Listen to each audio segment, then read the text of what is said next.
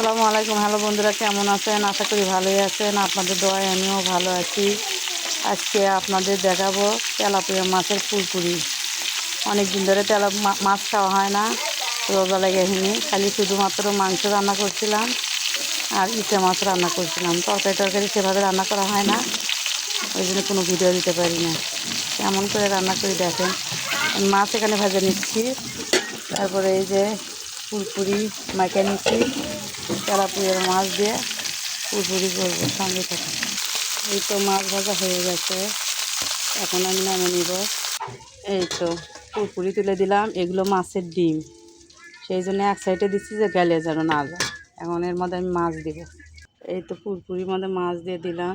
এখন এই মাছটা তরকারি হলে দেখাবো, সঙ্গে থাকুন। এই তো আমার পুরপুরি বল ফুটে গেছে। এই তো আমার পুরপুরি হয়ে গেছে, এখন নামাবো। একটু রসানো ভাব খেয়ে দিছি, একটু ঝোল ঝোল ভাব না তুলে কিন্তু ভালো লাগবে না। তো কেমন হয়েছে অবশ্যই কমেন্ট করে জানাবেন। তো ভালো থাকবেন, সুস্থ থাকবেন, দোয়া করবেন আমার জন্য। আপনাদের জন্য দোয়া করি, আপনারাও ভালো সুন্দরভাবে রমজান মাসে রোজা থাকেন, নামাজ কালাম পড়েন, আল্লাহর ইবাদত ভালো মতো করেন। আসসালামু আলাইকুম, খোদা হাফেজ।